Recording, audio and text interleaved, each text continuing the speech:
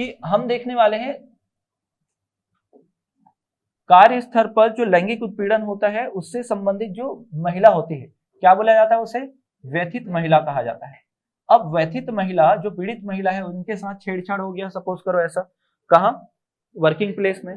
अब working place मतलब कौन सा वर्किंग प्लेस? तो वर्किंग प्लेस को यहाँ पर दो प्रकार से डिसाइड किया गया है। कार्यस्थल, कार्यस्थल मतलब किसी कंपनी में वो काम कर रही है, या तो गरीब परिवार की तो वो किसी गृह में काम करने जाती है। ये दो प्रकार का यहाँ इनसे छेड़छाड़ हुआ है, तो ये अपना बात कहीं पर पहुंचाना चाहती है, शिकायत पहुंचाना चाहती है। तो मैंने बताया शिकायत की जांच करने के लिए क्या किया जाता है, दो प्रकार की समिति का निर्माण किया जाता है। बस ऐसे याद रखिएगा, आंतरिक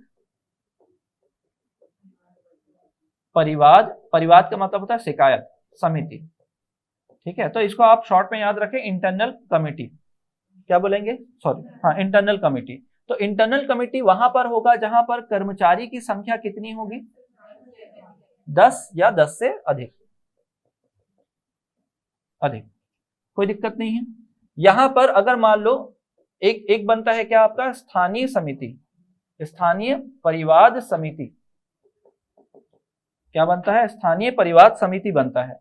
और ये कब बनेगा? ये इसको बोल सकते हो क्या? Local committee, internal committee, local committee. और यहां पर कर्मचारियों की संख्या कितनी होती है? 10 से कम। अब यहां पर जो कमिटी का निर्माण जो होगा वो कौन करेगा? ना, इधर इधर, समिति का निर्माण, समिति का निर्माण जो होगा नियोजक, ठीक है, नियोजक। नियोजक के लिए मतलब नियोजक मतलब कौन है? मालिक। ये पूरा अपन पढ़ेंगे ना, ठीक है। और इसमें प्रॉपर नहीं लिखा गया है कि समिति में कितने मेंबर होंगे, बस याद रखिए 1+3। तो ये जो पहला जो होगा, जो मेन होगा, उसको क्या बोला जाएगा? पीठासीन बोला जाएगा। क्या बोला जाएगा? पीठासीन कहा जाएगा। और 3 लोग में, और ये ध्यान रखना है कौन होगी? ये महिला ही होगी। और महिला मतलब भाई 10 लोग से ज्यादा लोग हैं। एग्जाम्पल मैंने बोला टाटा की कंपनी है। अब टाटा की कंपनी में बहुत सारे लोग हैं, हजारों लोग हैं। अब उसमें एक क्या बना? समिति बना, और उसमें भी समिति की जो पीठासीन होगी वो महिला होगी, वो वहीं पर काम करने वाली सबसे अनुभवी महिला होगी। अब इसमें कौन कौन शामिल हो सकता है? एक एनजीओ का पर्सन शामिल हो सकता है, एक ऐसा पर्सन जिसको विधिक ज्ञान हो, ठीक है, कानूनी ज्ञान हो, और एक समाज सेवा से संबंधित हो, ऐसा कुछ। तो इन सभी बंदों को क्या किया जाएगा? एक साथ मिलाकर परिवार समिति का गठन किया जाएगा। कहां? बड़ी कंपनी में। कौन सा कंपनी, कौन सा परिवार बोलते हैं इसको? आंतरिक परिवार समिति बोलते हैं। अब यहां पर एनजीओ वाले पर्सन को सैलरी कौन देगा? तो यहां पर कंपनी का मालिक मतलब कौन देगा? नियोजक देगा। कौन देगा? नियोजक देगा। कोई दिक्कत तो नहीं है यहां पर। इनका कार्यकाल कितना होता है? कार्यकाल 3 साल का होता है। कितने साल का होता है? जिस दिन से इन्होंने पद धारण किया है, जिस तारीख से, उस तारीख से इनको क्या 3 साल तक ये लोग अपने पद में रहेंगे, बाद में सफल होते रहेंगे। आगे देखते हैं। अब स्थानीय कमिटी कैसा होगा? जहां पर 10 लोग से कम लोग काम करें। अब 10 लोग से कम काम करेंगे किसी संस्था में, तो अपना खुद का बना सकते हैं क्या समिति? ऐसा नहीं बना सकते। उनके लिए कौन काम करेगा? सरकार काम करेगी। कौन काम करेगी? सरकार। अब सरकार मतलब यहां पर बोला गया समुचित सरकार काम कर रही है। अब समुचित सरकार क्या करती है? सबसे पहला जिला अधिकारी नियुक्त करती है, जिला अधिकारी। अब ये जिला अधिकारी के बारे में आगे पढ़ेंगे कि किस प्रकार ये होगा जिला अधिकारी। ये कलेक्टर भी हो सकता है, अपर कलेक्टर भी हो सकता है, डिप्टी कलेक्टर भी हो सकता है, जिला मजिस्ट्रेट भी हो सकता है। जो मैंने बोला है वो चीज पे ध्यान रखिएगा। अब इसका काम क्या होगा? समिति का गठन करेगा। समिति का गठन क्षेत्र विशेष के लिए। अब यहां पर 10 ठो कंपनी होगी, 5 ठो कंपनी होगी, वहां पर 4-5 लोग काम करें, मेल फीमेल दोनों। अब ये क्या है? ये कंपनी यहां मतलब ये जो समिति है वो यहां पर है। अब सब जगह से सूचना लाने का काम किसका होगा? नोडल अधिकारी का। नोडल अधिकारी सब जगह घूमते रहेगा, वहां पर महिलाओं से बातचीत करेगा। अगर उसको पता चलेगा कि यहाँ लैंगिक उत्पीड़न हुआ है, महिला शिकायत करेगी, तो वो बात को कहां तक पहुंचाएगा? जिलाधिकारी के पास तक पहुंचाएगा। तो जिलाधिकारी ने क्या गठन किया है? समिति का। कौन सा समिति? स्थानीय परिवाद समिति, ठीक है। तो ये नोडल अधिकारी के माध्यम से जिलाधिकारी और किसको मिल गया? इस समिति को यह वाद मिल गया। तो समिति में कितने लोग? 1+3, यही लेके चलना है। और यहाँ पर जो हेड होंगी उनको क्या बोला जाएगा? अध्यक्ष कहा जाएगा। उधर बोला जाता है क्या? पीठासीन अधिकारी। इधर क्या बोला जाता है? अध्यक्ष। यहाँ भी ये बोला गया कि आधे से आधे लोग क्या होंगे? महिला होंगे। उसमें ये बोला गया कि एनजीओ का पर्सन होगा, ठीक है, और इसका सैलरी का जो डिसाइड है वो कौन करेगा? केंद्र सरकार इनको सैलरी देगा। कौन देगा? केंद्र सरकार। केंद्र सरकार क्या करता है? अनुदान देता है राज्यों को, और राज्य एक समिति बनाता है और इन एनजीओ के पर्सन को क्या देगा? सैलरी दिलाएगा। साथ में ये बोला गया है एसटी, एससी, ओबीसी वर्ग की कोई महिला होगी, ठीक है, इसके अलावा माइनॉरिटी भी हो सकता है। और एक बोला गया है कि समाज कल्याण विभाग से संबंधित कोई अधिकारी, समाज कल्याण या तो किससे हो? महिला एवं बाल विकास विभाग से संबंधित जो अधिकारी होगा वो इसका पदेन सदस्य होगा। समझ में आया क्या? महिला एवं बाल विकास विभाग का जो अधिकारी होगा इसका पदेन सदस्य होगा। तो ये ऐसा करके क्या होगा? कुछ संरचना होगी। जरूरी दोनों में महिला ही होगी, दोनों में महिला ही होगी अध्यक्ष, क्योंकि भाई महिलाओं से संबंधित है ना, महिलाओं से संबंधित है तो महिला ही अध्यक्ष होगी। समझ में आया? ठीक है, महिला का दर्द कौन समझेगा? महिला ही समझेगी। ठीक है, तो यहां पर कोई दिक्कत तो नहीं है? ये बताओ, लाइव क्लास में बताओ, इतना कोई दिक्कत तो नहीं है? एलसी, देखो एलसी का मतलब ये है लोकल कमेटी रहेगी। अब यहां पर रायपुर में मान लो ऐसी कई सारी कंपनी होगी, ऐसी कई सारी संस्था होगी जहां पर 10 लोग से कम लोग काम करेंगे। अब अगर यहां पर कोई लैंगिक उत्पीड़न संबंधी अगर कोई घटना होती है तो उनके पास तो खुद का नहीं है, तो वो क्या करते हैं, सरकार ने उनके लिए, यहां पर तो कंपनी का मालिक बना देगा, बड़ी कंपनी है तो, लेकिन यहां पर तो नहीं है, छोटी कंपनियों में, तो सरकार उनके लिए ये काम करती है। क्या करती है? एक जिलाधिकारी नियुक्त करती है। जिलाधिकारी क्या करेगा? ऐसे अनुभव वाले व्यक्तियों को ढूंढेगा और उनके माध्यम से एक समिति का गठन करेगा जिसको क्या बोला जाएगा? स्थानीय परिवार समिति। यहां हम एकदम शॉर्ट में बोलते हैं एलसी, आईसी और एलसी। समझ में? अब इसमें क्या होगा? इसमें 4 लोग होंगे, एक अध्यक्ष होगा और बाकी 3 लोग अलग अलग फील्ड से संबंधित होंगे। यहां तक क्लियर है? अब मान लो हमारी एक कंपनी, कंपनी ए, कंपनी बी, कंपनी सी, ठीक है, यहाँ पर 8-9 लोग काम करते हैं, हर एक में 8-9 मेल फीमेल सब। अब यहाँ पर कोई घटना होती है बी में। अब बी में यहाँ पर क्या है? हमारा समिति है, और यहां से यहां तक सूचना कौन पहुंचाएगा? नोडल अधिकारी पहुंचाएगा। नोडल अधिकारी क्या करेगा? सूचनाओं को पहुंचाएगा। कहां तक? इस समिति तक। अब कोई दिक्कत नहीं है? लाइव क्लास में बोलो, किसी का डाउट था?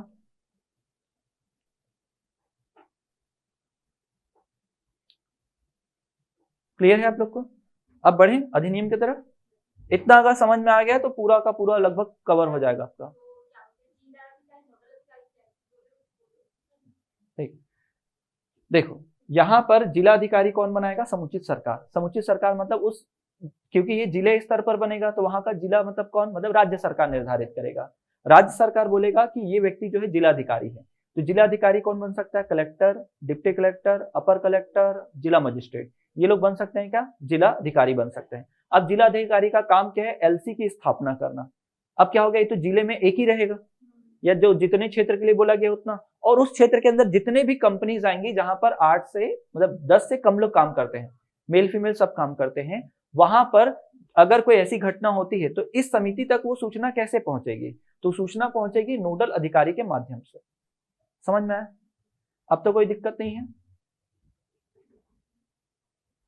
हाँ, दूसरे में केंद्र सरकार सैलरी देगी, पहले वाले में कंपनी सैलरी देगी, नियोजक देगी, और सेकंड वाले में एनजीओ को सैलरी कौन देगा? केंद्र सरकार देगा। ठीक है, अभी बस ऐसा बताया हूं, आगे पढ़ते जाएंगे। चलो अब आगे बढ़े। देखिएगा, जो सबसे पहले अगर इसके बैकग्राउंड की कहानी ध्यान दें, बैकग्राउंड में क्या चला है? एक घटना हुई थी, भंवरी देवी घटना, राजस्थान में। वहीं से फिर कहानी शुरू हुआ है।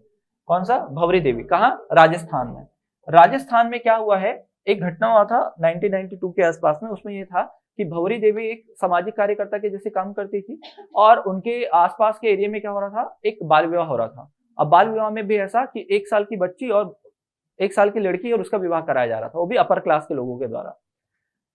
तो उन्होंने क्या किया? बीच बचाव किया और रोका विवाह को। तो जो अपर क्लास के लोग थे वो नाराज हो गए उनसे। तो जहां भंवरी देवी काम करती थी उस स्थान पर जाकर उनके साथ क्या किया गया? यौन शोषण किया गया। अब हुआ ये मामला, ये आगे बढ़ी और न्यायालय तक पहुंचा, लेकिन न्यायालय ने उनको माफ कर दिया क्योंकि उनके खिलाफ कोई सबूत नहीं मिल पाया। तो 5 जो अपराधी थे उनको क्या मिल गई? सजा से मुक्ति मिल गई। लेकिन ये मामला जो है, यहां पर एक संस्था थी जिसका नाम था विशाखा। विशाखा संस्था एक सामाजिक संस्था था। तो इसने कहा कि उस महिला के साथ कार्यस्थल पर क्या हुआ है, घटना हुआ है। कहां पर हुआ है, कार्यस्थल पर। अगर कार्यस्थल पर इस प्रकार का कोई घटना हो रहा है तो कंपनी या तो सरकार को कुछ ना कुछ करना चाहिए ताकि कार्यस्थल पर उन्हें क्या मिल पाए, सुरक्षा मिल पाए। तो फिर ये संस्था जो है किसके खिलाफ जाकर, राजस्थान सरकार के खिलाफ जाकर क्या करती है, एक वाद दायर करती है कि आपके कार्य प्लेस में ऐसी कोई घटना हुई है तो ऐसा कुछ बनना चाहिए। तो धीरे धीरे धीरे कर सरकार क्या करती है, इस पर विचार करती है और फाइनली फिर जो अधिनियम बनता है। तो याद रखना है, विशाखा वर्सेस क्या है, राजस्थान सरकार, एक डिस्प्यूट हुआ था, तब जाकर महिलाओं को ये अधिकार मिला है और उस अधिकार का नाम क्या है, कार्यस्थल पर या महिलाओं को कार्यस्थल पर लैंगिक उत्पीड़न निवारण, प्रतिषेध और प्रतितोष अधिनियम 2013। ठीक है, इसमें राष्ट्रपति की अनुमति मिलती है इस अधिनियम को 22 अप्रैल 2013 को। 22 अप्रैल 2013 को क्या मिलेगी, अनुमति मिलेगी। 9 दिसंबर 2013 को ये क्या होगा, पूरे भारत में लागू होगा। ठीक है, समझ में। और जो भी प्रकार का भी डाउट है वो धीरे धीरे करके क्लियर हो जाएगा। ठीक है, जैसे नोडल अधिकारी कौन है, तो नोडल अधिकारी जैसे आप गवर्नमेंट जॉब में जाओगे, ठीक है, तो आपको क्या हो जाएगा, नियुक्त किया जाएगा आपके वर्किंग एबिलिटी को देखकर। फिर आगे देखिएगा यहां पर कितने हैं अधिनियम, कितने हैं, सॉरी धारा कितनी है और अध्याय कितने हैं। 8 क्या है, अध्याय हैं और कितने धारा हैं, 30। 8 अध्याय हैं और धारा कितने हैं, 30 धाराएं हैं। तो आपको 2 डेट याद रखना है, पहला तो ये 22 अप्रैल 2013, इस दिन राष्ट्रपति जी ने स्वीकृति दी थी। दूसरा चीज याद रखना है क्या, कि 9 दिसंबर 2013 को ये पूरे भारत में लागू हुआ था। यहां तक समझ में आया। अब यहां पर जो उद्देश्य लिखा हुआ, उद्देश्य को उठाकर ध्यान दे, यहां से क्वेश्चन बनता है। यहां से क्या होगा, क्वेश्चन बनेगा। उद्देश्य क्या है, महिलाओं के कार्यस्थल पर लैंगिक उत्पीड़न से संरक्षण। तो एक ये पॉइंट होगा, महिलाओं को क्या मिलना चाहिए, कार्यस्थल पर लैंगिक उत्पीड़न से संरक्षण। फिर क्या है, लैंगिक उत्पीड़न के परिवादों के निवारण और प्रतितोषण। निवारण का मतलब रोकना, हाँ, क्या करना है, निवारण, निवारण मतलब हटाना, और प्रतितोषण का मतलब उनको मुआवजा देना। क्या देना, मुआवजा देना। फिर या उसके संबंधित अनुषांगिक जो इंपॉर्टेंट है विषयों का उपबंध करने के लिए अधिनियम। जो इंपॉर्टेंट विषय है उससे संबंधित उपबंधों का क्या करना है, अधिनियम करना है, उसको बनाना है। तो क्या क्या है, पहले तो लैंगिक उत्पीड़न का रोकना है। ठीक है, दूसरा क्या है आपका, लैंगिक उत्पीड़न से परिवार में निवारण करना है, और क्या करना है, उसका परितोषण करना है, रोकना है, प्लस मुआवजा देना है, और क्या करना, अनुषांगिक विषयों को ध्यान में रखते हुए अधिनियम बनाना है। ये 3 पॉइंट है, इसको माइंड में रखिएगा। इसी को उठाकर एक क्वेश्चन पूछेगा, लास्ट ईयर इसी को पूछा गया क्वेश्चन, इसी को उठाकर क्या किया गया है, क्वेश्चन पूछा गया है। आगे बढ़े, कोई दिक्कत तो नहीं है यहां तक, आगे देखिएगा। अब इसमें जो मैं बता रहा हूं वो ध्यान देना कि संविधान में,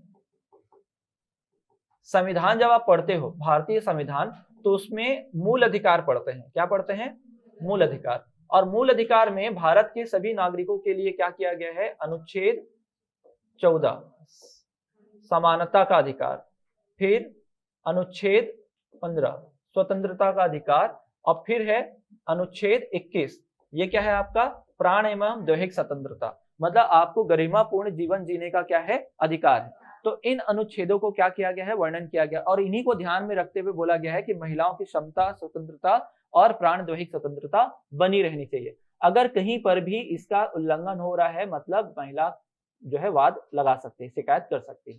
क्या ये चीज समझ में आया। तो संविधान के कौन कौन से अनुच्छेद की बात की गई है, 14, 15 और 21। बाकी और कुछ याद नहीं रखना है, 14, 15 और 21 ये ध्यान रखें। अब आगे देखिएगा क्या है, जब अंतरराष्ट्रीय समिट हुआ था भारत, जब जैसे हम आगे पढ़ेंगे बाल संरक्षण अधिनियम, तो वहां पर भी क्या था, बच्चों के बचाने के लिए, बच्चों के जीवन को बेहतर बनाने के लिए क्या किया गया था, एक समिट किया गया था। उसमें महिलाओं से संबंधित भी क्या की गई थी, बातचीत की गई थी। तो वहां पर बोला गया कि हाँ, महिलाओं को बचाने के लिए हम भी क्या करेंगे, प्रयासरत रहेंगे, ऐसा बोलता है कौन, भारत सरकार। तो भारत सरकार ऐसा कब बोलता है, 25 जून 1993 में।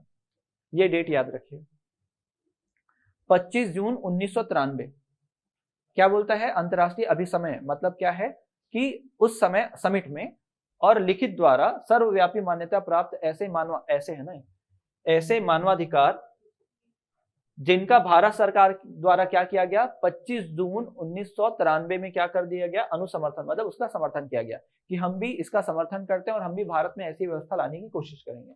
यहां तक समझ में? तो इस पेज में आपको याद रखना संविधान के किस अनुच्छेद की बात की गई है, 14, 15 और 21। ठीक है, इसके अलावा कौन सा डेट बताया गया है, 25 जून 93।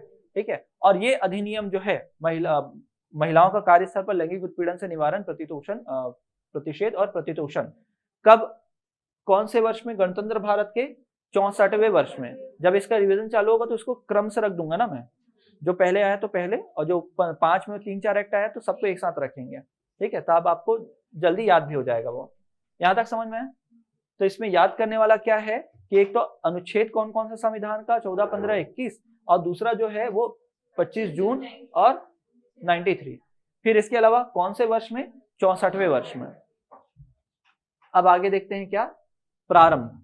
तो प्रारंभ हमेशा वही होता है, क्या होता है प्रारंभ, संक्षिप्त नाम, विस्तार और प्रारंभ। नाम तो वही है, महिलाओं का कार्यस्थल पर लैंगिक उत्पीड़न निवारण प्रतिषेध क्या है, प्रतितोषण अधिनियम 2013। फिर प्रसार, विस्तार कहा जाए तो पूरे भारत में है, और लागू, लागू कब से, जब राजपत्र में हुआ है 9 दिसंबर 2013 से। कोई दिक्कत नहीं यहां तक। चलो आगे देखते हैं, परिभाषा।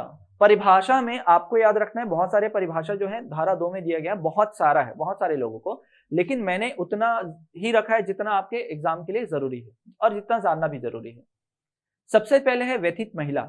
व्यथित महिला को मैंने बताया था, वह महिला जो पीड़ित महिला है, जो कार्य करती, कहां कहां पर, एक तो कार्यस्थल पर, और दूसरा किसी गृह निवास गृह या गृह में काम करती है। यहां तक समझ में है?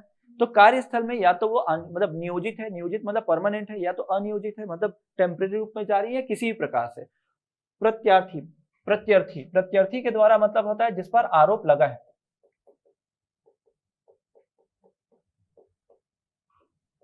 जिस पर क्या लगा है, आरोप लगा है, वो क्या है आपका, प्रत्यर्थी है। ठीक है, प्रत्यर्थी है। यहां तक समझ में है? ठीक है, तो उसके द्वारा लैंगिक उत्पीड़न के किसी कार्य के अध्ययन रहने का अभिकथन करती है। ठीक है, किसी भी आयु की हो, ऐसे किसी भी निवास या गृह में नियोजित है। तो ये याद रखें, या तो वो कार्यस्थल में काम करे या तो वो गृह में, चाहे वो नियोजित है या नियोजित नहीं है, किसी भी आयु की हो, अगर उसके ऊपर ऐसा कोई अत्याचार हुआ है तो वो क्या कहलाएंगी, व्यथित महिला कहलाएंगी। दूसरे शब्दों में इसको पीड़ित महिला भी बोला जाता है। समझ में आया? ठीक, आगे देखते हैं।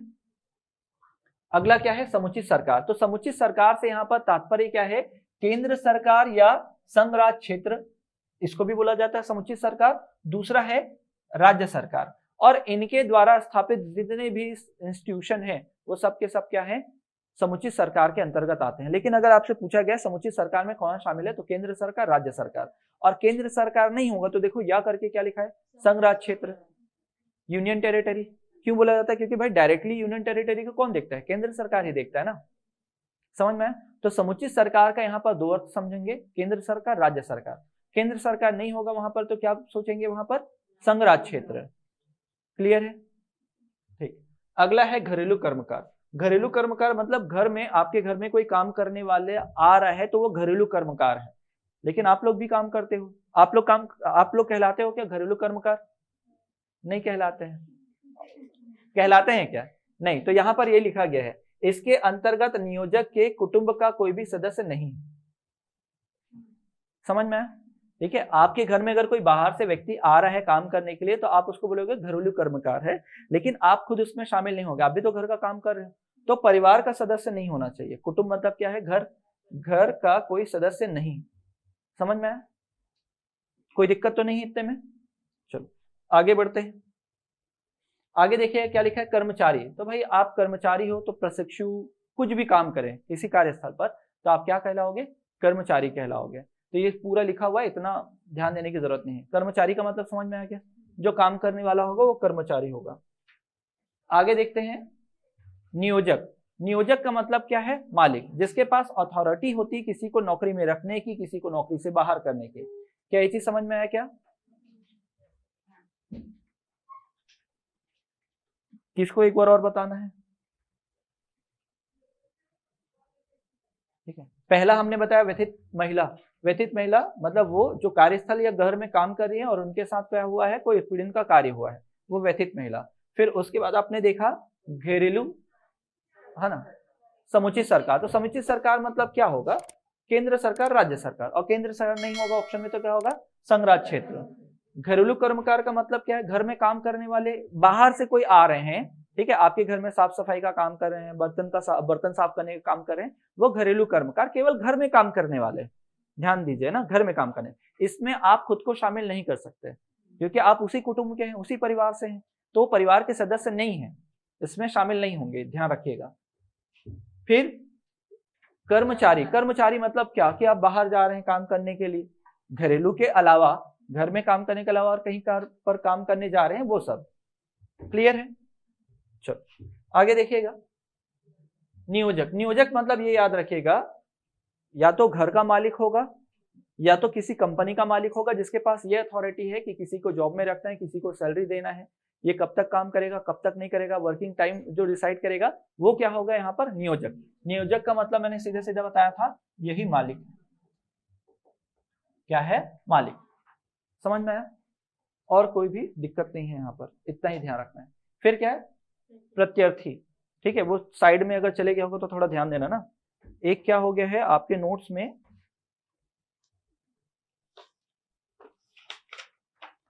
प्रत्यर्थी के साइड में देखना, ये नीचे वाला जो है लैंगिक उत्पीड़न जो है वो साइड में आ गया है, उसको सही कर लेना। तो देखिएगा, प्रत्यर्थी मतलब जिस पर आरोप लगा है, प्रत्यर्थी का मतलब क्या है, जिस पर आरोप लगा है कि इसने किया है, ये बुरा काम किसने किया है, इस व्यक्ति ने किया, तो वो क्या कहलाता है आपका, प्रत्यर्थी। इसमें इसको ये भी याद नहीं करना ना, ड ढ, इसको कुछ नहीं याद नहीं करना है, तो ये ढ है ये, ठीक है, इसमें याद नहीं करना है आपको, ठीक है, बस याद रखना धारा 2 में क्या किया गया है, परिभाषित किया गया है। फिर आगे देखिएगा, लैंगिक उत्पीड़न, तो इसके अंतर्गत इनमें से अगर कोई भी एक निंदनीय कार्य होता है तो वो लैंगिक उत्पीड़न कहलाएगा। क्या क्या, जैसे शारीरिक संपर्क, अग्रगमन करना, छूने की कोशिश करना, फिर क्या है, लैंगिक पक्षपात करना या अनुरोध करना, फिर क्या है, लैंगिक अर्थ वाली टिप्पणी करना, ठीक है, फिर अश्लील साहित्य दिखाना या लैंगिक प्रकृति का कोई निंदनीय शारीरिक या गैर शाब्दिक आचरण करना, ठीक है, गैर शाब्दिक आचरण करना। तो ये समझ में आया, ध्यान रखिएगा, इसी को उठाकर प्रश्न पूछेगा। शारीरिक संपर्क, अग्रगमन, फायदा उठाने की कोशिश करना, फिर लैंगिक पक्षपात करना, लैंगिक अर्थ वाली टिप्पणी करना, अश्लील साहित्य दिखाना, फिर लैंगिक प्रकृति का कोई निंदनीय शारीरिक या गैर शाब्दिक कार्य करना। तो ये क्या है, सबके सब लैंगिक उत्पीड़न के अंतर्गत आते हैं। आगे देखते हैं क्या, कार्यस्थल। अब कार्यस्थल मतलब ये सब के सब क्या है, कार्यस्थल के अंतर्गत आते हैं, कोई विभाग, कोई संगठन, कोई उद्यम, कोई संस्थान, ठीक है। हाँ, पान ठेले चाय ठेले इसके अंतर्गत शामिल नहीं है, ठीक है, इसके लिए एक शब्द का प्रयोग किया जाता है, ठीक है, बता रहा हूं, इसके लिए एक शब्द का प्रयोग किया जाता है, गुमठी। अब भाई वो चाय ठेला पान ठेला वो थोड़ी ना आएगा इसके अंतर्गत, ये नहीं आएगा, ठीक है। जो ऑर्गेनाइज संस्था है वो सबके सब इसके अंतर्गत आएंगे, जो ऑर्गेनाइज संस्था है, हाँ, जो है वो सबके सब इसके अंतर्गत आएंगे। तो देखिएगा, अस्पताल, परिचर्या, प्रशिक्षण, खेलकूद संस्थान, स्टेडियम, खेलकूद कॉम्प्लेक्स, ये सब के सब जहां पर लोग काम कर रहे हैं वहां पर, तो ये चाय ठेला पान ठेला इसके अंतर्गत शामिल नहीं है, ध्यान रखना। समझ में आया, पान ठेला चाय ठेला, हाँ तो नहीं है तो मैं इसको क्रॉस तो कर रहा हूँ, ठीक है, यहां तक समझ में आया, कोई दिक्कत तो नहीं है। चलो, तो ये सारे के सारे क्या है, कार्यस्थल है। आगे देखिएगा, कोई निवास गृह भी हो सकता है जहां 10 से कम भी हो, 10 से ज्यादा भी हो, सब, ठीक है, तो ये सबको यहाँ पर क्या बोला गया, कार्यस्थल बोला गया है। अब देखिएगा, धारा 3 आते हैं, तो धारा 1 में था नाम, विस्तार और प्रारंभ, धारा 2 के अंदर सबको परिभाषित किया गया है। क्या किया गया है, सबको परिभाषित। धारा 3 में क्या किया गया है, निवारण, धारा 3 निवारण, ऐसा याद कर लो इसको, धारा 3 क्या है, निवारण है। तो लैंगिक उत्पीड़न है ना, उत्पीड़न से निवारण, उत्पीड़न नहीं कर लीजिएगा, तो ये क्या है, किसी भी महिला का किसी कार्यस्थल पर लैंगिक उत्पीड़न नहीं होगा, ये निवारण बता रहे हैं, नहीं होगा, ठीक है। और अन्य परिस्थितियों में साथ महिला के नियोजन और कार्य में निम्नलिखित को लैंगिक उत्पीड़न माना जाएगा। अगर मान लो, पहला तो ये हो गया कि नहीं किया जाएगा, और अगर इनमें से अगर कुछ होगा तो वो भी क्या कहलाएगा, लैंगिक उत्पीड़न कहलाएगा। तो क्या क्या है, अधिमान्य व्यवहार या अंतर्निहित स्पष्ट वचन देना, मतलब ऐसा व्यवहार करना जो अप्रिय हो, ठीक है, न्याय संगत ना हो, अहितकर व्यवहार करना, या सीधा सीधा क्या करना, धमकी देना, ठीक है, ये काम करो नहीं तो नौकरी से निकाल देंगे, ये काम करो नहीं तो छुट्टी दे देंगे, सैलरी काट देंगे। फिर उसके अलावा क्या है, वर्तमान भावी नियोजक की परिस्थिति के बारे में स्पष्ट धमकी देना, वही हो गया अपनी स्थिति का फायदा उठाना, ठीक है। फिर उसके बाद कार्य में हस्तक्षेप करना, बार बार रुकावट उत्पन्न करना, या अभिसत्र या आपराधिक या शत्रुतापूर्ण व्यवहार करना, दुश्मनी निकालना कि उसका काम बिगाड़ देना, ठीक है। और फिर उसके बाद क्या है, स्वास्थ्य सुरक्षा को प्रभावित कर सकने वाला क्या करना, अपमानजनक आचरण करना। तो ये सब भी क्या होगा, वो तो कहला ही रहा था लैंगिक उत्पीड़न। कहाँ दिया है परिभाषा उसका, 3 में। और निवारण क्या बोला गया है, नहीं, धारा 2 में दिया गया ना, लैंगिक उत्पीड़न की परिभाषा जो है धारा 2 में दिया गया है, निवारण की बात कहाँ की गई है, 3 में की गई है। कोई दिक्कत तो नहीं है यहां तक, आगे देखिएगा। अब क्या है, धारा अध्याय 2 में आते हैं। कहाँ आते हैं, अध्याय 2 में। अब अध्याय 2 में आंतरिक परिवाद क्या दिया हुआ है, समिति का गठन, आंतरिक परिवाद समिति का गठन। तो आंतरिक परिवाद समिति का गठन तो क्या है, किसी कार्यस्थल पर प्रत्येक नियोजक, और कैसे करेगा, लिखित आदेश पर, नियोजक करेगा लिखित आदेश पर। तो आंतरिक परिवाद समिति कब गठन होता है, जब कर्मचारी कितने हो, 10 से अधिक हो, 10 या 10 से अधिक हो, ठीक है, आंतरिक है ना, आईसी का गठन, ठीक है। तो क्या होगा, लिखित आदेश पर करेगा, शब्दों का ध्यान रखना, ठीक है, मौखिक नहीं, लिखित आदेश पर गठन करेगा, आंतरिक परिवाद समिति का गठन करेगा। कोई दिक्कत तो नहीं है, ठीक। दूसरा, नियोजक द्वारा नाम निर्देशित किए जाएंगे कि कौन कौन शामिल होगा इसमें, सब नाम देखेंगे कौन कौन इसमें शामिल होगा। और उसमें क्या होगा, एक पीठासीन अधिकारी। तो देखो, एक पीठासीन अधिकारी, और देखो जो कर्मचारियों में से कार्यस्थल पर वरिष्ठ स्तर के नियोजित क्या होगी, महिला होगी। तो क्या बताया था इसमें, जो पीठासीन अधिकारी होगा वो उसी कर्मचारियों में से कार्यस्थल पर वरिष्ठ स्तर की क्या होंगी, महिला होंगी, ठीक है, वो महिला ही होंगी, ये ध्यान रखें। और वो भी उस पूरे कंपनी में कार्य करने वालों में से ही होगी, ठीक है, वरिष्ठ होगी। ये तो समझ में है। फिर आगे देखिएगा, 2 सदस्य जिनके पास समाज सुधार के कार्य का अनुभव होगा या विधिक ज्ञान होगा, परंतु नाम निर्दिष्ट में कुल सदस्यों में से क्या होंगे, आधे क्या होंगे, महिलाएं होंगी। और पदावधि कितने होंगी, तारीख से 3 वर्ष तक, जब नाम निर्देशित किया गया कि ये लोग बनेंगे उस दिन से 3 वर्ष तक इनका काम होगा। अब मान लो इसमें कोई एनजीओ वाला पर्सन शामिल होगा, उसका सैलरी कौन देगा, ये बताओ, लाइव क्लास में बताओ, इसको सैलरी, अगर कोई एनजीओ वाला बंदा जो शामिल हो रहा है उसको कौन देगा सैलरी, कंपनी का जो निर्माण कर रहा है वही देगा, ठीक है, नियोजक कौन देगा, नियोजक देगा। कोई दिक्कत तो नहीं है यहाँ तक। अब देखो, यहीं पर इसके गठन के बारे में भी बताया गया है, यहीं पर इसको पद से मुक्ति भी बताएगा। कैसे बताएगा, ध्यान देना। देखो, जहां आंतरिक समिति का पीठासीन अधिकारी या कोई सदस्य, आंतरिक परिवार समिति का कोई पीठासीन या सदस्य क्या काम करता है, धारा 16, धारा 16 मतलब इसमें अभी धारा 16 पढ़ेंगे उसकी बात करो ना, धारा 16 के उपबंधों का क्या करता है, उल्लंघन करता है। तो धारा 16 में क्या है, अगर कोई परिवाद होता है, मान लेते हैं कंपनी बड़ी है और वहां पर कोई ऐसा डिस्प्यूट हुआ लैंगिक उत्पीड़न वाला, तो शिकायत गया, तो यहाँ पर जो 4-5 लोग हैं, 1+3 बोल रहा हूँ, ये लोग किसी प्रकार की कोई भी सूचना लीक नहीं करेंगे, उसको सार्वजनिक नहीं करेंगे कि इसने इसको ऐसा परेशान किया था, इसने छेड़छाड़ किया है इस महिला का नाम लेकर, नहीं तो और बातें बनने लगेंगी। तो इनका कर्तव्य है कि ऐसी सूचनाओं को क्या रखा जाए, गुप्त रखा जाए। कहाँ बोला गया है, धारा 16 में। अगर इनमें से किसी ने उस धारा का उल्लंघन किया तो इन पर क्या लगेगा, मतलब इनको पद से हटा दिया जाएगा। समझ में आया क्या, ठीक है।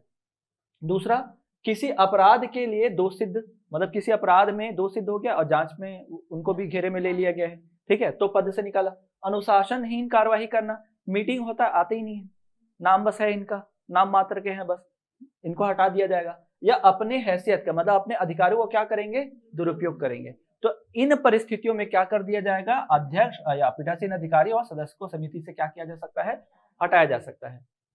कोई दिक्कत नहीं ना, समझ में आ गया। तो धारा 4 में आईसी के बारे में बताया गया है, धारा 3 में क्या है, निवारण, तो इसका आईसी का गठन भी बोला गया है। और गठन भी बोला गया है प्लस हटाना भी बताया गया है। कोई दिक्कत तो नहीं है यहां तक?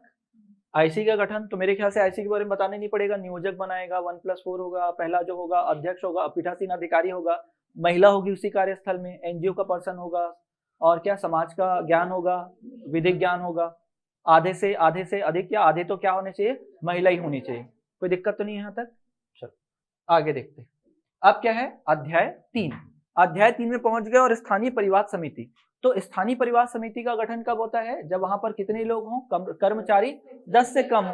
अब ये जिला स्तर पर होता है। अब जिले में तो ऐसे बहुत सारी कंपनी है जो क्या है 10 से कम लोग काम करते हो, तो अब ऐसी स्थिति में सरकार को काम करना पड़ेगा। तो सरकार सबसे पहले क्या करेगा, जिला अधिकारी की नियुक्ति करेगा।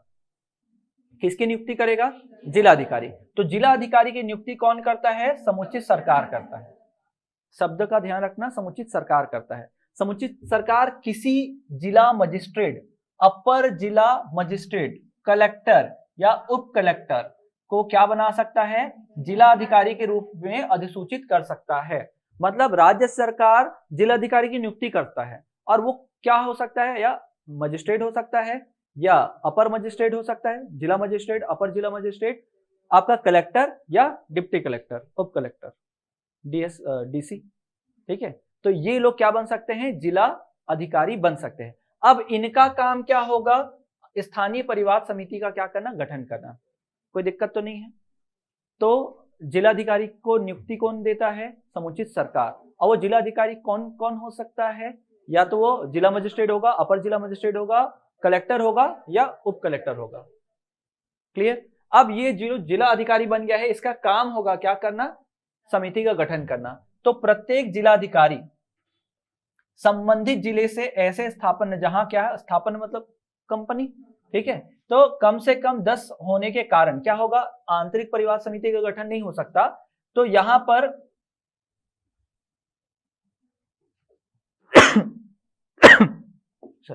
यहां पर क्या होगा, स्थानीय समिति नामक एक समिति का क्या करेगा, गठन करेगा। अब 10 से कम है तो भाई नियोजक तो नहीं कर सकता ना आंतरिक परिवाद समिति का गठन। तो ऐसी स्थिति में क्या होगा, जो जिला अधिकारी होगा वो क्या करेगा, स्थानीय परिवाद समिति या स्थानीय समिति का गठन करेगा। ठीक है, अब इसमें शामिल होने वाले कौन कौन होंगे, तो देखो, जिलाधिकारी ग्रामीण या जनजातीय क्षेत्र में प्रत्येक ब्लॉक, तालुका, तहसील में और शहरों में क्या है, वार्ड, नगर पालिका परिवाद ग्रहण करने के लिए 7 दिन की अवधि के भीतर उसे स्थानीय समिति को भेजने के लिए एक नोडल अधिकारी को पदाभित करेगा। समझ में?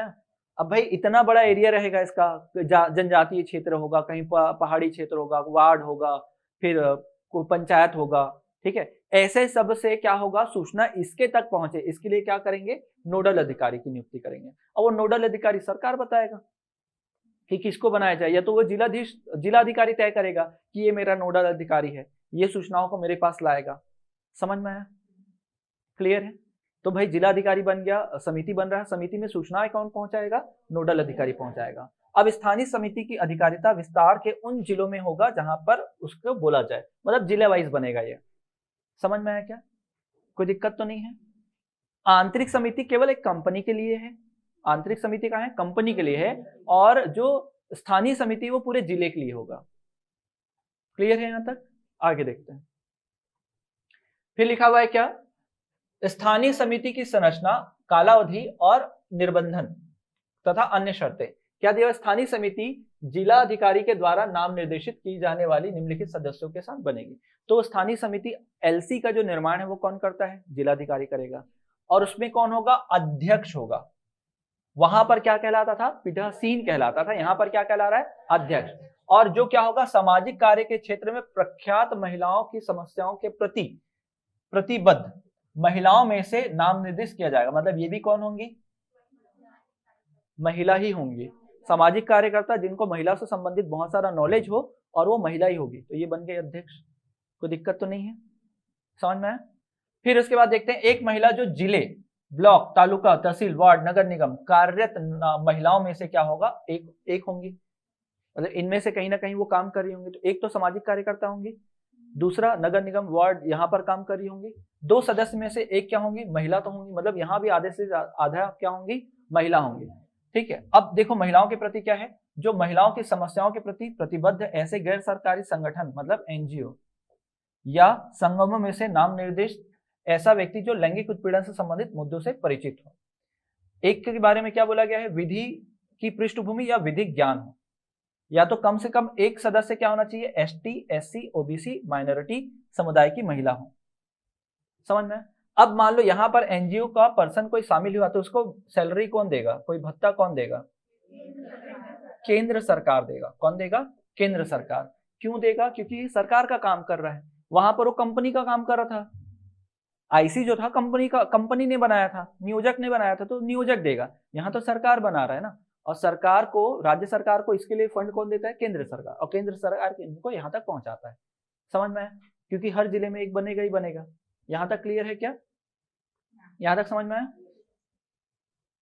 आगे देखिएगा, जिला में सामाजिक कल्याण, समाज कल्याण या महिला बाल विकास से संबंधित अधिकारी, इसका क्या होगा, पदेन सदस्य होगा। उसको 4 में शामिल करे ना करे, वो हमेशा क्या रहेगा, इसका पदेन। जैसे वो मंत्री बार बार चेंज होते जाएगा, ठीक है, वो विभाग का अधिकारी चेंज होते जाएगा, लेकिन जब भी कोई भी अधिकारी वो बनेगा, हमेशा उसका क्या माना जाएगा, सदस्य माना जाएगा। तो कौन बोला है, सामाजिक कल्याण या समाज कल्याण, महिला एवं बाल विकास विभाग से संबंधित अधिकारी, इसका हमेशा क्या होगा, पदेन सदस्य होगा। और क्या बोला गया है कि इनकी कालावधि कितनी होगी, नाम निर्दिष्ट या अपनी नियुक्ति से कितने वर्ष के लिए रहेंगे, 3 वर्ष के लिए रहेंगे। कोई दिक्कत तो नहीं यहाँ तक, ठीक है, ये तो पहले ही पढ़ चुके थे। अब सेम धारा कौन सा है, ये धारा 7 है ना, ठीक है। तो धारा 4 में तो आपको पता है आईसी की बात की गई है, धारा 5 में बोला गया है जिलाधिकारी, 6 में बोला गया है इसका गठन करना है, ठीक है। 7 में 1+3 ही दिमाग में रखें और कुछ मत दिमाग में रखें, क्योंकि कहीं भी लिखा नहीं गया है, तो 1+3 दिमाग में लेकर चलें। हाँ, अब देखते हैं क्या, धारा 7 में समिति का संरचना भी लिखा है और प्लस इनका कार्यकाल लिखा है, साथ में इनका हटाना भी लिखा हुआ है। तो उसके लिए आईसी के लिए कहां लिखा है, धारा 4 में, और एलसी के लिए कहां लिखा हुआ है, 7 में, ठीक है। तो क्या बोला गया, सेम वही चीज बोला गया है, अगर धारा 16 का उल्लंघन करेंगे तो पद से हटा देंगे। फिर क्या बोला गया है, किसी अपराध के लिए दोषी सिद्ध हो गए तो अनुशासनिक कार्यवाही दो। फिर उसके बाद हैसियत से का दुरुपयोग करे, मतलब पद का दुरुपयोग करे तो इनको क्या किया जा सकता है, पद से हटाया जा सकता है। तो यहाँ धारा 7 तक कोई दिक्कत तो नहीं है। आगे देखते हैं। अब देखो वही अनुदान 8 में क्या देंगे, सरकार अनुदान देगा। कौन देगा, केंद्र सरकार। तो केंद्र सरकार राज्य सरकार को फीस या भत्तों के लिए उपयोगी अनुदान देगी। एनजीओ के पर्सन को देना है ना, तो राज्य सरकार क्या करेगा, एक अभिकरण मतलब एक टीम बनाएगा और सकेगी और क्या करेगी, अनुदानों का आवंटन करेगी। पैसा तो केंद्र सरकार का है, राज्य सरकार के माध्यम से उसको एनजीओ पर्सन को दिया जाएगा जिले वाइज। समझ में आया क्या, कोई दिक्कत तो नहीं है, ठीक है, पहले भी पढ़ चुके थे इसको।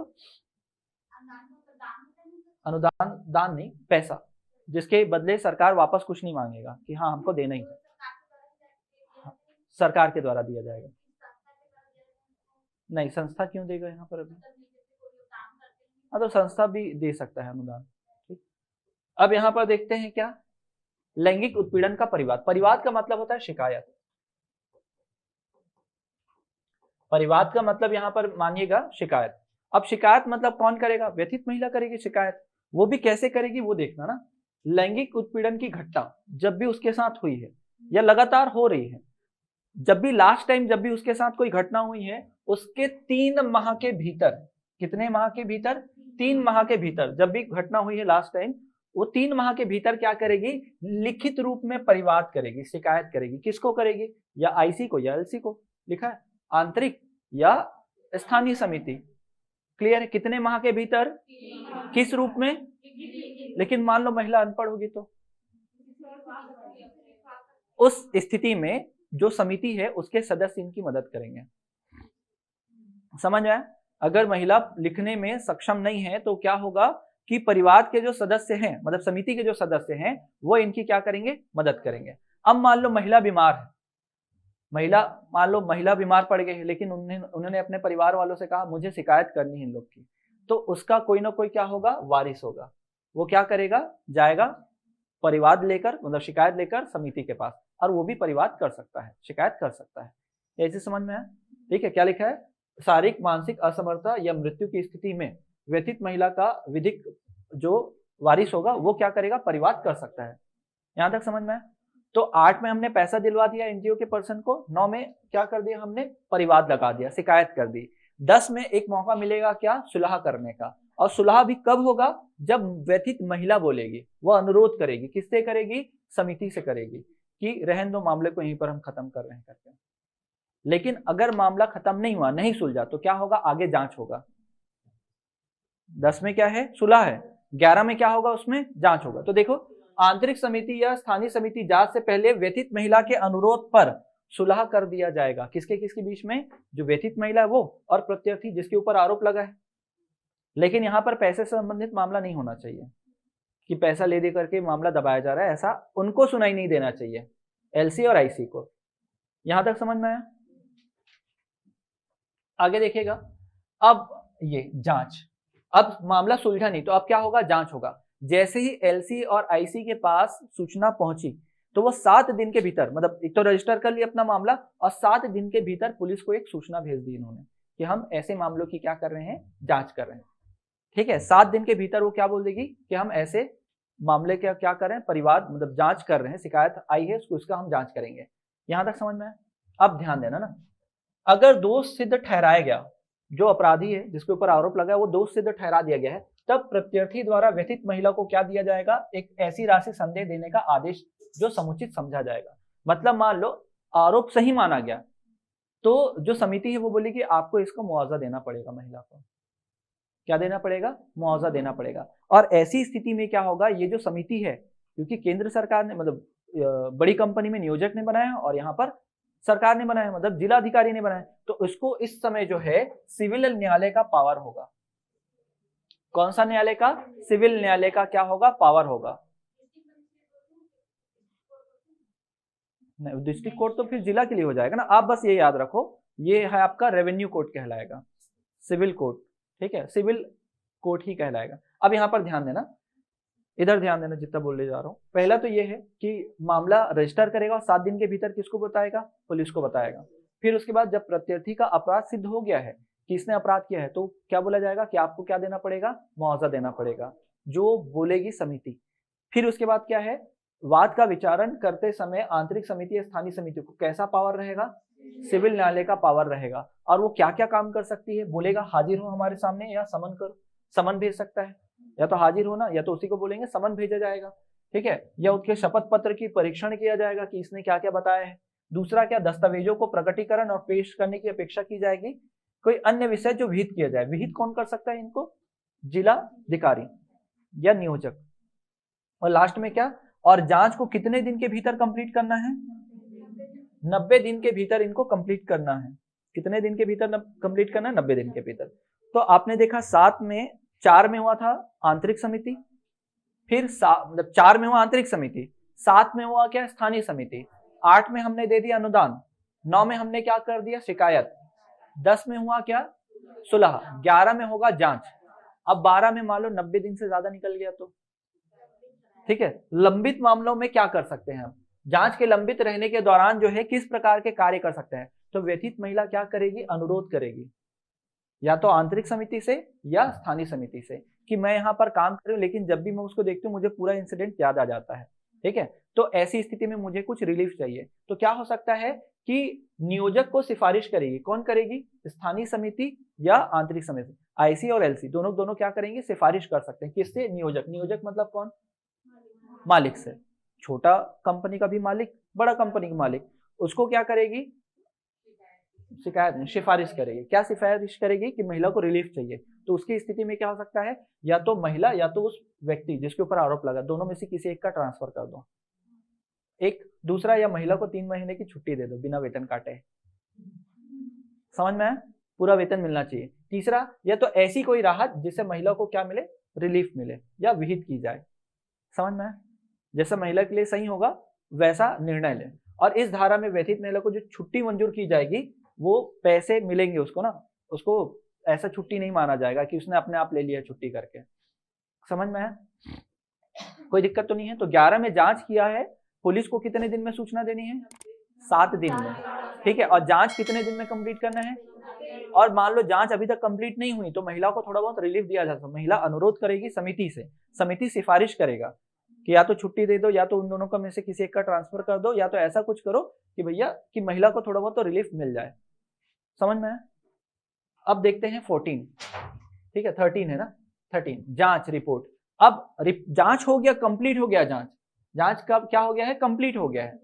तो जांच अगर कंप्लीट हो गया तो 10 दिन के भीतर, जब जांच कंप्लीट हो गई उसके 10 दिन के भीतर जो समिति होगी या आईसी या एलसी, ये अपना रिपोर्ट किसको किसको प्रस्तुत करेगी? एक तो प्रस्तुत करेगी क्या, एक तो नियोजक को, कंपनी का मालिक को बताएगी, दूसरा क्या है जिला अधिकारी को और संबंधित पक्षकारों को उपलब्ध कराएगी। नियोजक, फिर अगर कंपनी अगर मान लो आंतरिक कमेटी है आईसी है तो वो नियोजक को देगी, ठीक है। या दूसरा क्या है, या तो अगर स्थानीय समिति ने बनाया तो जिलाधिकारी को देंगे, और क्या पक्षकार को दिया जाएगा। किसको दिया जाएगा? पक्षकार को, दोनों को, कि भैया हमारा रिपोर्ट में ये पाया गया है करके। अब क्या है, आंतरिक और इन निष्कर्ष पर पहुंचेगी प्रत्याशी के विरुद्ध जो अभिकथन किया गया था साबित नहीं किया गया है, वह नियोजक और जिलाधिकारी को यह सिफारिश करेगी कि कोई भी कार्यवाही नहीं की जाए। मान लेते हैं जांच में यह पाया गया कि आरोप तो झूठा था, पहला तो जांच आया 90 दिन में करना था, ठीक है, जांच आया 10 दिन के भीतर सबको भेजना रहेगा, और जांच में ये पाया गया कि भैया वो तो दोषी था ही नहीं, उसको फंसाया गया है, तो धारा 14 में आएंगे। धारा 14 में क्या होगा? मिथ्या द्वेषपूर्ण परिवाद और मिथ्या साक्ष्य के लिए दंड। ये दंड ऐसे है ना, यहाँ पर नहीं आएगा दंड। आंतरिक और स्थानीय समिति नियोजक या जिलाधिकारी को उस महिला या व्यक्ति के विरुद्ध कार्यवाही करने का क्या देगी? सिफारिश करेंगे, ठीक है, सिफारिश करेंगे, नहीं कर सकते ना, ये दंड नहीं दे सकते, क्या कर सकते हैं? सिफारिश कर सकते हैं। समझ में आया? क्लियर है? धारा 14। 13 में क्या हुआ? जांच करके रिपोर्ट 10 दिन में देना था, फिर अगर पाया गया कि झूठ बोला गया है तो यहाँ पर आईसी और एलसी दोनों सिफारिश करेंगे, किससे? नियोजक से और जिलाधिकारी से, कि उन महिला और उस व्यक्ति जिसने इसमें गवाही दी होगी उसके खिलाफ क्या की जाए? कार्रवाई की जाए, सिफारिश करेगी। समझ में? अब आते हैं धारा 15 में, कंपनसेशन। कंपनसेशन मतलब समझ में आ गया? प्रतिकार की अवधारणा, कंपनसेशन दिया जाएगा। अब कंपनसेशन कौन बोलेगा? स्थानीय समिति बोलेगी कि हाँ अपराध हुआ है, हमने जांच किया, हमने सही भी पाया है, तो महिलाओं को क्या मिलना चाहिए? कंपनसेशन मिलना चाहिए। अब कंपनसेशन में क्या क्या ध्यान रखा जाएगा? महिला को पहुंचाया गया मानसिक आघात है ना, आघात, पीड़ा, यातना और भावनात्मक कष्ट, इनको ध्यान में रखा जाएगा। दूसरा, लैंगिक उत्पीड़न की घटना के कारण वृत्ति का अवसर हानि हुई, मतलब प्रमोशन, जो वो अच्छे से काम कर सकती थी वो उनको मौका नहीं मिला, डिप्रेशन में चली गई थी। फिर उसके बाद क्या है? पीड़िता या पीड़ित द्वारा शारीरिक या मानसिक चिकित्सीय उपचार के लिए उपगत व्यय जो हुआ होगा उसको भी ध्यान में रखा जाएगा। मतलब पहले तो उसको मानसिक पीड़ा हो चुकी होगी वो, दूसरा क्या, वो उसका जो अवसर था जब वो काम कर रही थी, काम कर सकती थी और अच्छा, और वो अवसर उसे छूट गया वो, और इसका जो भी खर्च हुआ होगा या शारीरिक या मानसिक चिकित्सा में। फिर यहाँ तक समझ में आया? यहाँ तक महिला को देखा जाएगा।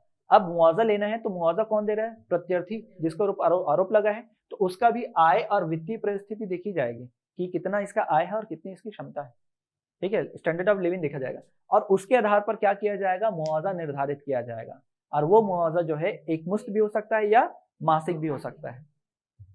क्या ये चीज समझ में आया? क्या क्लियर है? इतना कोई दिक्कत तो नहीं है? समझ में आया इतना? तो ये धारा 15। धारा 16 क्या है बताओ? धारा 16 क्या है? सूचनाओं का सार्वजनिकरण नहीं किया जाएगा। सूचनाओं का क्या नहीं किया जाएगा? सार्वजनिकरण नहीं किया जाएगा, ठीक है, तो गोपनीय रखा जाएगा। तो यही लिखा हुआ है, कोई भी वस्तु प्रेस या मीडिया को संचित या क्या है सार्वजनिक नहीं की जाएगी। अगर मान लो अगर कर दिया गया तो उनको पद से हटा दिया जाएगा। पढ़े थे ऐसा, ठीक है। फिर देखो, परिवाद की अंतर वस्तु और जांच कार्यवाही के प्रकाशन का सार्वजनिक करने की शास्ति का उल्लंघन, तो यहाँ पर पेनल्टी लगेगा। 17 में बोला गया है कि अगर ऐसा उल्लंघन कर दिया आपने धारा 16 का, तो आपको क्या होगा? शास्ति या पेनल्टी देना पड़ेगा, दंड देना पड़ेगा, ठीक है। 17 में बोला गया पद से हटा देंगे। फिर क्या है? अपील। अपील कितने दिन के भीतर करना है? 90 दिन के भीतर। तो यहाँ भी बोला है कि अगर मान लो कोई जांच रिपोर्ट में पाया गया है और किसी को लग रहा है कि नहीं गलत फैसला है, तो 90 दिन के भीतर क्या की जा सकती है? अपील की जा सकती है, ठीक है, ऑर्डर आने के बाद, ठीक है, रिपोर्ट आने के बाद। इवन ये भी मान लेते हैं व्यथित महिला ने, जब व्यथित महिला को कितने दिन के भीतर अब वो करना था, कंप्लेन करना था? 3 माह, याद क्या रखना है, 3 माह। सब जगह 90-90 दिन लिखा हुआ है, ठीक है, लेकिन वहां पर लिखा है अकेला 3 माह। तो ये भी क्वेश्चन पूछ सकता है ना, व्यतीत महिला कितने दिन के भीतर लिखित में अपना परिवाद रख सकती है, मतलब शिकायत कर सकते हैं। तो ऑप्शन अगर दे दिया 3 माह और 90 दिन, तो क्या टिक करना है, 3 माह लेना है। ऐसा मत सोचना कि सर 90 दिन मतलब 3 माह तो हो गया करके, ठीक है। तो जो बोला गया है वही ध्यान रखना है उसमें, समझ में। वही तो बोल रहे हैं ना, जो लिखा है वो सही है, जो लिखा है वो सही है। वहां 3 माह लिखा हुआ तो 3 माह ही टिक करना है आपको। अब मान लो किसी कारणवश महिला जो है 3 माह के भीतर नहीं कर पाई, तो उसको कारण बताना होगा कि 3 महीने के भीतर नहीं कर पाई, लेकिन मैं आज ये जो है परिवाद या शिकायत में कर रही हूँ, तो वो भी मौका मिलेगा।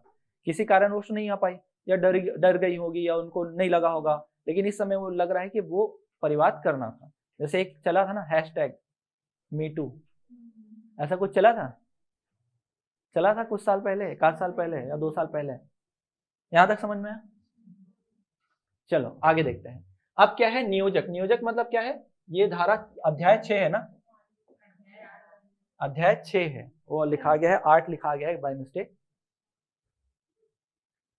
अपील जो है, मान लो अपील धारा 18 में क्या है, अपील लिखा हुआ है। तो अपील में ये बोला गया है कि अगर मान लो कोई जांच रिपोर्ट आया और उसमें किसी व्यक्ति को लगा कि मेरे पक्ष में नहीं आया है, जबकि मैंने ऐसा कुछ किया नहीं था या मेरे खिलाफ हुआ है, तो वो क्या कर सकता है, अपील कर सकता है। बस याद रखें कितने दिन के भीतर, 90 दिन के भीतर, और कुछ मत याद रखें। अब नियोजक का कर्तव्य क्या होगा, अब आप अगर मालिक होते कंपनी के तो आप क्या सोचते, अच्छा वातावरण मिले, महिलाओं को सम्मान मिले, ठीक है, और एक ऐसा पोस्टर लगवाते, आगे लिखा भी है ना, हाँ, ये ऐसा पोस्टर लगवाते जहां पर लिखा होता है कि महिला लैंगिक उत्पीड़न करने का ये अपराध है, ऐसी सजा हो सकती है, ठीक है, वो सारा कुछ क्या होगा वहां लिखा होगा। फिर क्या है, नियमित अंतरालों पर कार्यशालाएं आयोजित की जाएंगी महिलाओं से संबंधित, और जन जागरूकता फैलाई जाएगी। फिर इसके अलावा क्या, आंतरिक समिति स्थानीय समिति को आवश्यकता अनुसार क्या सुविधा दी जाएगी, आंतरिक व स्थानीय समिति के सक्षम क्या किया जाएगा, समक्ष प्रत्यार्थी और साक्षियों की उपस्थिति सुनिश्चित की जाएगी, कि जो जिस पर आरोप लगा है, जो साक्षी है उस घटना का, उन सबको उपस्थित कराना है। ऐसी जानकारी उपलब्ध कराएगा जो परिवार में ध्यान रखकर अपेक्षित की जाएगी, मतलब जानकारी इसके पास भी होगा, ये भी उपलब्ध कराएगा। हो सकता है सीसीटीवी कैमरा का रिपोर्ट हो, ठीक है, तो ये उपलब्ध करा सकता है। और क्या लिखा हुआ है, फाइल परिवाद फाइल करने में सहायता प्रदान करेगा, किसको, महिला को, उस कार्यस्थल में जहां लैंगिक उत्पीड़न की घटना हुई, अपराधकर्ता के विरुद्ध कार्यवाही प्रारंभ करेगा, उसकी सैलरी रोक देगा कुछ समय के लिए, ठीक है। और फिर क्या है, लैंगिक उत्पीड़न का कदाचार मानेगा और ऐसे कदाचार के लिए कार्यवाही प्रारंभ करेगा। साथ में आंतरिक समिति द्वारा रिपोर्टों को समय पर प्रस्तुत करने की क्या करेगा, मॉनिटरिंग करेगा, कि भैया मुझे पास पहुंचा है कि नहीं।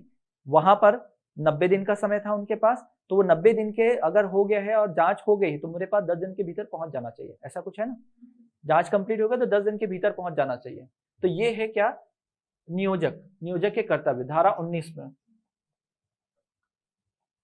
धारा 20 में देखिएगा जिला अधिकारी के कर्तव्य।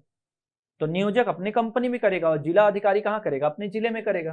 तो क्या करेगा कि स्थानीय समिति द्वारा रिपोर्ट को क्या करेगा, मॉनिटरिंग करेगा कि मेरे पास पहुंचे, और ऐसा उपाय करेगा जो जागरूकता सृजन करने में आवश्यक हो महिला लैंगिक से संबंधित।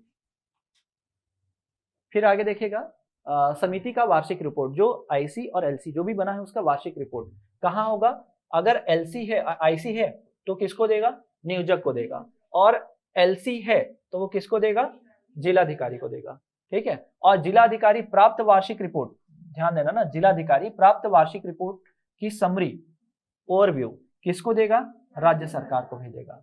तो जिलाधिकारी किसको देगा, समझ में आया, कोई दिक्कत तो नहीं है। आईसी का रिपोर्ट नियोजक के पास जाएगा, एलसी का रिपोर्ट नियोजक के पास, सॉरी जिलाधिकारी पास, और जिलाधिकारी किसको भेजेगा, राज्य सरकार को। अब वार्षिक रिपोर्ट में नियोजक द्वारा जानकारी का सम्मिलित किया जाना।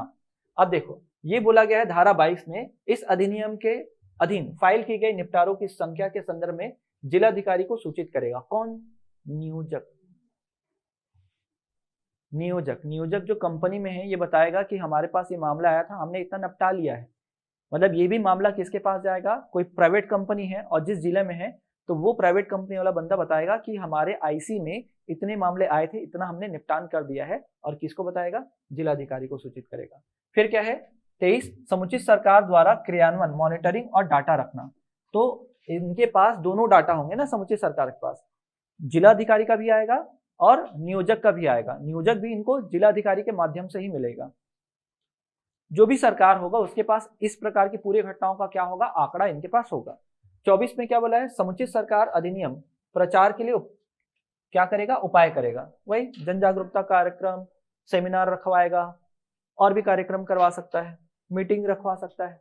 फिर क्या है, सूचना मांगने और अभिलेखों के निरीक्षण का शक्ति। तो समुचित सरकार क्या करेगी, नियोजक या जिलाधिकारी से लिखित में, याद रखना, लिखित सूचना प्राप्त करने का क्या करेगी, मांग करेगी कि भैया आपके पास कितने मामले आए हैं, कितने आपने सुलझाए हैं, उसका पूरा विवरण हमें दे।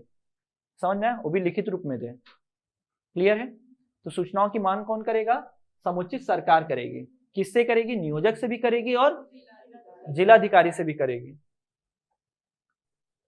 अधिनियम के उपबंध पालन की शास्ति। अगर मान लो कोई नियोजक है, नियोजक मतलब कौन, कंपनी का मालिक, ठीक है, क्या होगा, आंतरिक समिति का गठन नहीं कर पाया, धारा 13, धारा 13 याद करो क्या है,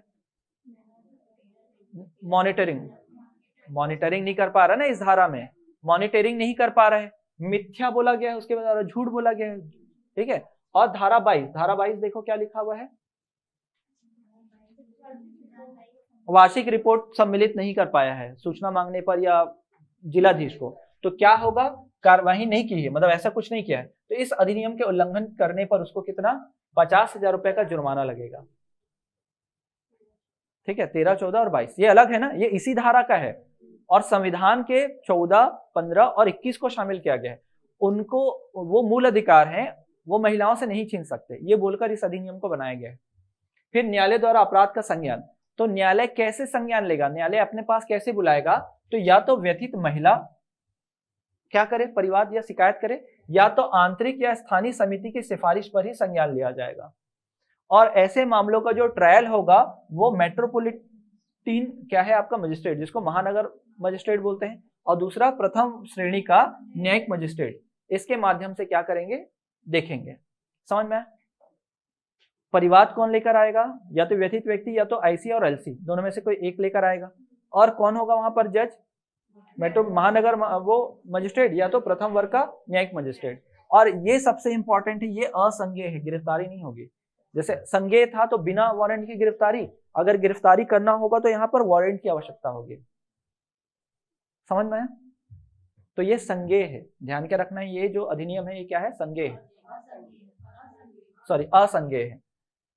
ठीक है, किसको क्या बोल रहे हो, अपील जो है, अपील समिति से ही करेंगे ना, समिति ने ही क्या बनाया है, अपील याद करो, धारा 18 में पढ़े ना। अब जो है रिपोर्ट बनाया था किसने, रिपोर्ट जो है किसने बनाया था,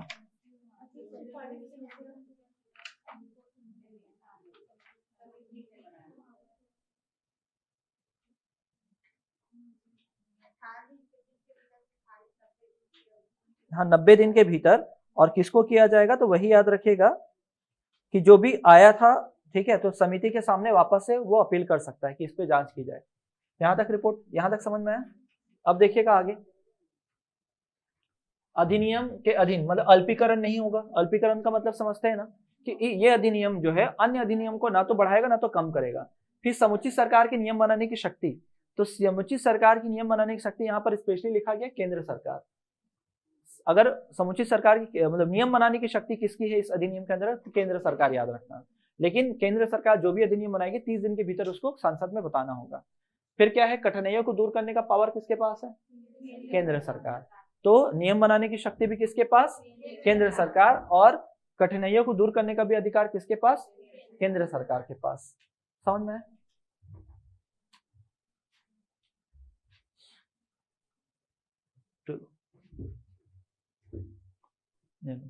एक और प्रसाद रखा हुआ है, ठीक है।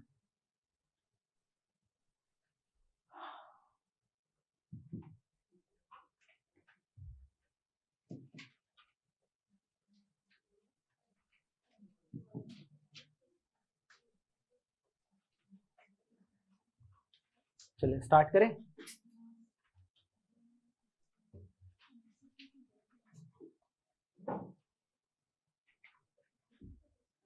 बहुत सारा है, ब्रेक नहीं मिलेगा आज, ठीक है। ठीक है, मजा आएगा पढ़ोगे तो। चलिए ध्यान देते हैं ना। पहला क्वेश्चन देखिएगा, क्या लिखा है, महिलाओं के कार्यस्थल पर लैंगिक उत्पीड़न, तो आंतरिक परिवार समिति का गठन कौन करता है? बड़ा कंपनी।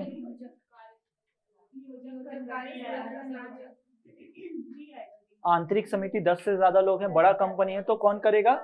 नियोजक करेगा। ठीक है, फिर देखते हैं, महिलाओं का कार्यस्थल पर लैंगिक उत्पीड़न, धारा 5 के अधीन जिला अधिकारी के रूप में किसे अधिसूचित किया जा सकता है? जिलाधिकारी कौन बनता है? ठीक है, जिला मजिस्ट्रेट, अपर जिला मजिस्ट्रेट, कलेक्टर या उप कलेक्टर, ये 4 लोग का नाम मिलता है, तो ये दोनों आएगा। समझ में आया?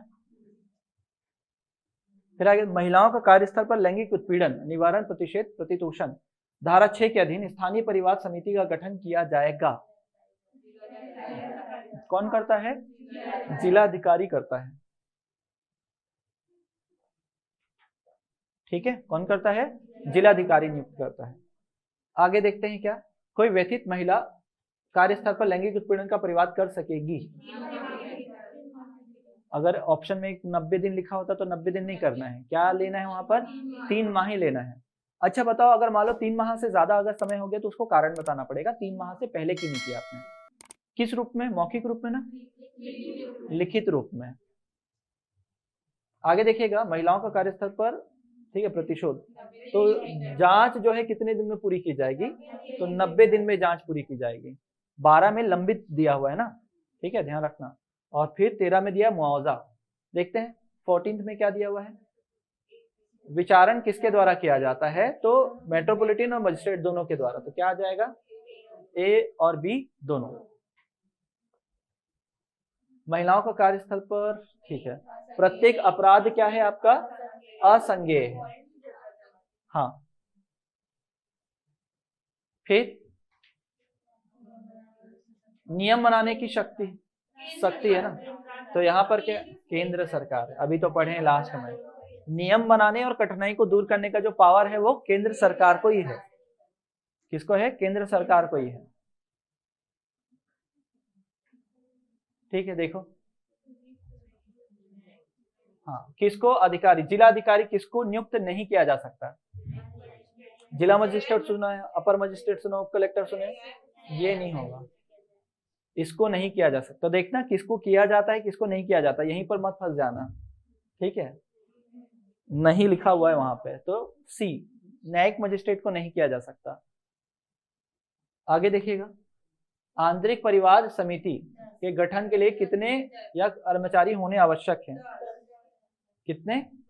10 होने ही चाहिए आंतरिक, और मान लो अगर स्थानीय समिति होते तो 10 से कम।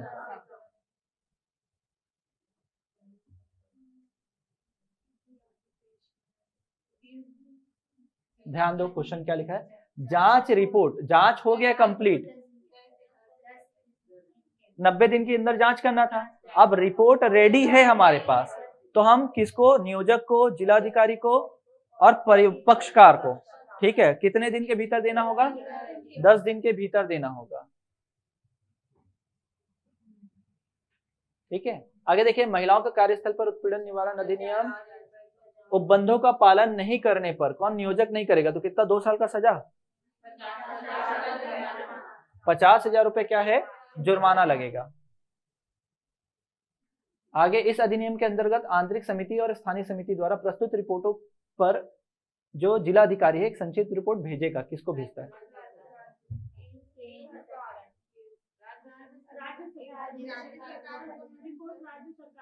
रिपोर्ट जो अधिकारी होगा, जिलाधिकारी, वो राज्य सरकार को ही भेजेगा। ठीक है, उसको अलग से मैं एरो बना के भी बताया था।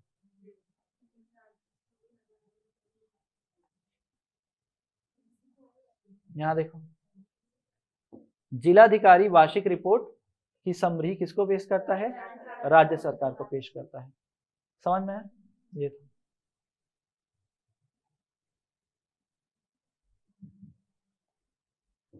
तो किसको पेश करना है? राज्य सरकार को। आगे देखिएगा, कब आया है, प्रभाव में कब आया है? तो प्रभाव में आया है कब? 9 दिसंबर 2013। और तो कोई डेट याद नहीं आ रहा है ना? ठीक है, देखेंगे उसको। अब देखो उद्देश्य क्या है, ये पहले ही वाले लाइन में है, पहले ही पेज में क्या है, उत्पीड़न से संरक्षण, निवारण और प्रतितोषण और क्या अनुसांगिक विषयों का उपबंध करना। मतलब क्या है, सभी आएगा। क्या आएगा, सभी। आगे देखिएगा, 8 अध्याय हैं। कितने अध्याय हैं, 8 अध्याय हैं। ठीक है, आगे पहुंच जा रहे हैं। ठीक है, कितने धाराएं हैं, 30 धाराएं हैं।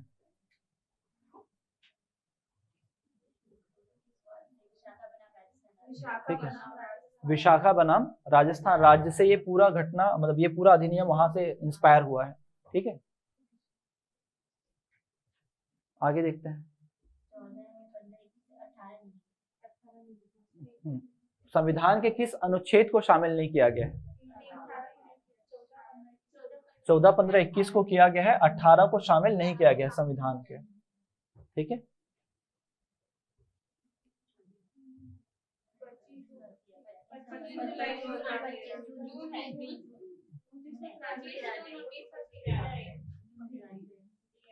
ठीक है, ये अनुसमर्थन किया था भारत सरकार ने कि हम भी महिलाओं की क्या करेंगे, सुरक्षा करेंगे। आगे, कब स्वीकृति प्राप्त हुई थी?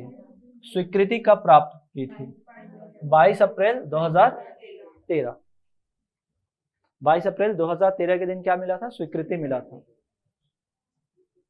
आगे देखते हैं क्या, इस अधिनियम के अंतर्गत परिभाषित व्यथित व्यक्ति से क्या अभिप्रेत है, बताओ। व्यथित महिला कहाँ काम करती है, कार्यस्थल पर और, ठीक है, तो दोनों आएगा यहाँ पर, सी। आगे देखिएगा, कहाँ व्यथित महिला को कहाँ परिभाषित किया गया, धारा 2 में। आगे देखिएगा, इस अधिनियम के अधीन घरेलू कर्मकारों में कौन से महिला शामिल नहीं है?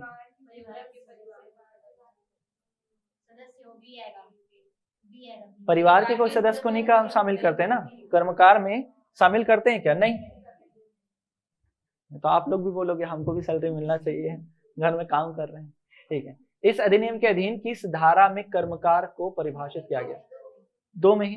अब उसके अंदर का मत याद करना ना, इतना सारा धारा हो गया है, नहीं तो धाराशाही हो जाएंगे हम लोग। ठीक, देखिएगा क्या है,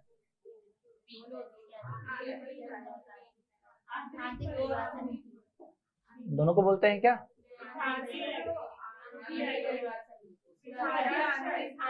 पीठासीन अधिकारी से क्या अभिप्रेत है? क्या आएगा आंसर? इसका जो हेड होता है वो पीठासीन अधिकारी कहलाता है ना, और इसका हेड जो होता है वो अध्यक्ष। समझ में आया? सम्मिलित क्या है, शारीरिक संपर्क, टिप्पणी और अश्लील साहित्य। तो ये सभी, यही वाला क्वेश्चन आया था पिछले बार। जहां कहाँ लागू नहीं है, गुमटी।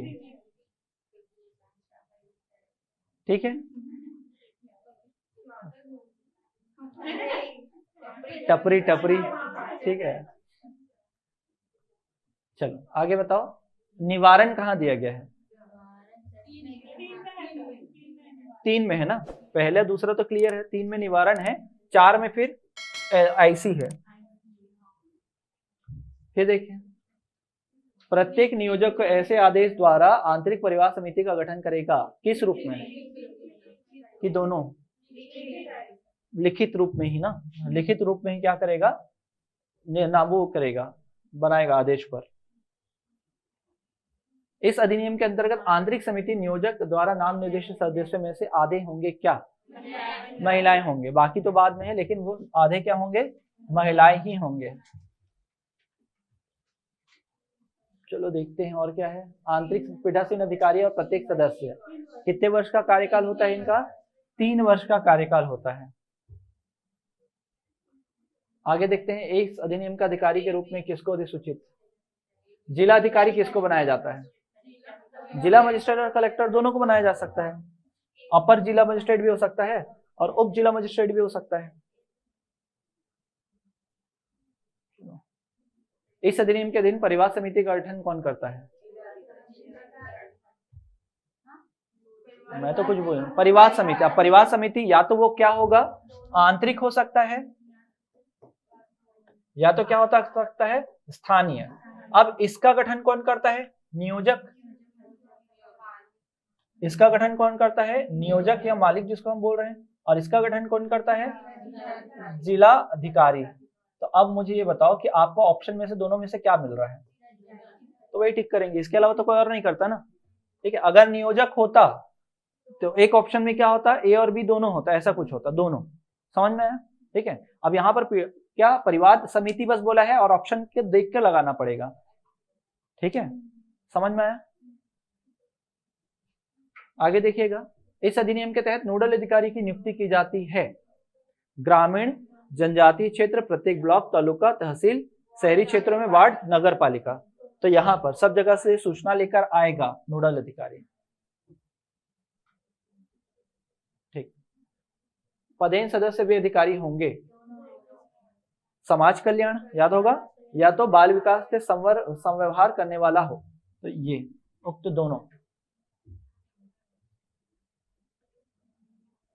स्थानीय परिवार समिति के अध्यक्ष को हटाया जाने, स्थानीय प्रावधान है, मतलब स्थानीय समिति है ना, और आंतरिक जो है 4 में दिया गया है उनका गठन और निकालना भी, और 7 में दिया गया है स्थानीय है, दोनों दिया है। ठीक है, 7 में थोड़ा थोड़ा कंफ्यूजन चालू हो रहा होगा धारा को लेकर, लेकिन अंदर का कॉन्सेप्ट क्लियर है। धारा को लेकर हो सकता है थोड़ा बहुत रहे, 2-3 बार क्वेश्चन को सॉल्व करना पड़कर हो जाएगा। अब देखते हैं क्या अधिनियम के तहत स्थानीय समिति में संबंधित कथन सत्य है, बताना कथन। पीड़ित शिकायत की सुनवाई करना, अध्यक्ष क्या होती है, महिला होती है, समिति के अन्य सदस्यों में एक ST/SC से जुड़ी महिला का होना अनिवार्य है।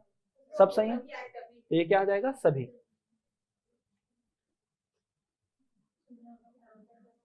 सुलह का प्रावधान कहाँ है?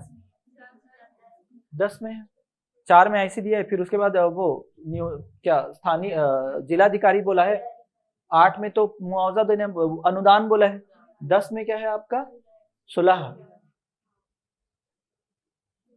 परिवाद की जांच, 9 में क्या है, परिवाद करना है, महिला 30 दिन के भीतर क्या करेगी, 3 माह के भीतर परिवाद करेगी, मतलब शिकायत करेगी। फिर 10 में क्या होता है, सुलह। नहीं हुआ तो क्या होगा, जांच होगा, 90 दिन के भीतर जांच करके देना होगा। ठीक है, और लंबित हुआ तो कहाँ जाएगा, 12। तो जांच बोला है, मतलब आपका आंसर क्या है, 11 है। फिर कर्तव्य 19 में है, नियोजक के कर्तव्य कहाँ है, 19 में है। धारा 13, सुलह का प्रावधान तो नहीं है, नियोजक का कर्तव्य भी नहीं है। ठीक है, परिवाद की जांच हो सकती है। ठीक है, रिपोर्ट है ना, जांच रिपोर्ट है। ठीक है, और 10 दिन के भीतर सबको भेजना होगा इसको। ठीक है, यहां तक समझ में है? फिर आगे देखते हैं क्या, द्वेषपूर्ण 14 में है, मिथ्या, अगर झूठ बोलेंगे तो क्या होगा, 14 में दिया हुआ इसका। निम्नलिखित में से यौन उत्पीड़न का कारण नहीं है, कार्यस्थल पर महिलाओं का सम्मान करेंगे तो वो नहीं माना जाएगा ना, ये तो अच्छा चीज है। ठीक है, आगे देखते हैं जिलाधिकारी के क्या कर्तव्य होते हैं, तो ABCD लिखा हुआ है। तो जागरूकता उत्पन्न करना, स्थानीय समिति की रिपोर्टों का मॉनिटरिंग करना। ठीक है, सही है, सब सही हो जाएगा। गैर सरकारी संगठनों को समाज में जागरूकता सृजन करने का काम करना, तो क्या आ जाएगा, D। बस, मूल अधिकारों का उल्लंघन है 14, 15 और 21। अगर मान लो अगर आपने ये अपराध किया, मतलब आपने मूल अधिकारों का कौन सा उल्लंघन किया है, 14, 15 और 21 का। समुचित सरकार, ध्यान क्या रखना है, समुचित सरकार में अगर केंद्र सरकार नहीं होता तो यहाँ पर क्या आता, राज्य संघ, मतलब संघ राज्य क्षेत्र आता, तो दोनों आते हैं ना यहाँ पर। समुचित सरकार देखना, दोनों नाम लिखा हुआ है, केंद्र सरकार या संघ राज्य क्षेत्र, फिर दूसरा लिखा हुआ है क्या, राज्य सरकार, तो यहाँ पर आपका दोनों आएगा। ठीक है।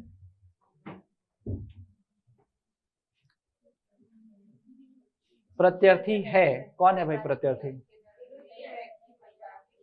परिवाद किया है, शिकायत किया है।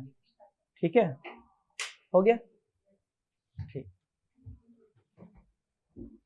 आज का क्लास हो गया, कोई दिक्कत तो नहीं है? ये बताओ, समझ में आया?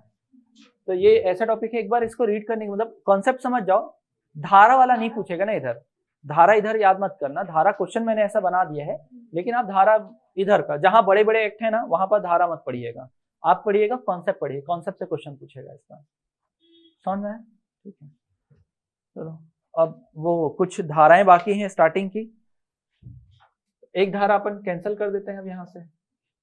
अब ये समझ में नहीं आ रहा, जब आप लोग का रिवीजन क्लास करवाएंगे, ठीक है, तो इतना धारा जो है क्या होगा, तो ये वाला हो गया, ठीक है, दहेज वाला बाकी है, तो मतलब 1 2 3 4, इसमें यही वाला बस भारी पड़ेगा, 112 धारा है इसमें, ठीक है। तो आधा काम आप कर चुके हो, आधा काम मिशन वात्सल्य पढ़ा था आपने, ठीक है, तो मिशन वात्सल्य के तहत आधा काम इसमें खत्म हो चुका है आपका। तो उसमें देखना समिति का निर्माण कैसे हो रहा है, कौन कौन है, बच्चों को कहाँ रखा जाता है, किस प्रकार रखा जाता है, तो वो कॉन्सेप्ट बस समझना है, इसको पूरा नहीं पढ़ना है ना, ठीक है। तो बाल अधिनियम ज्यादा समय नहीं लगेगा, घरेलू हिंसा इसमें 37 धारा है, पढ़ना पड़ेगा, दहेज वाला इसमें कम समय लगेगा, ठीक है, 37 हो जाएगा, ठीक है। तो इतना हो गया है हमारा, यहाँ तक हो गया है ना, तो 1 2 3 4 4 धारा बाकी है, और एक टॉपिक बाकी है आपका, ठीक है, एक टॉपिक उधर का बाकी है जिसमें आपको क्या पढ़ना है, मृत्यु दर वाला, टीकाकरण वाला, और वो वायरस वाला है टॉपिक बाकी है। धारा जो है, धारा नहीं पढ़ना, ध्यान रखना ना, धारा एक बार बस अच्छे से एक बार पढ़ लो, फिर कॉन्सेप्ट बस ये ध्यान रखना है, दहेज प्रथा, ठीक है।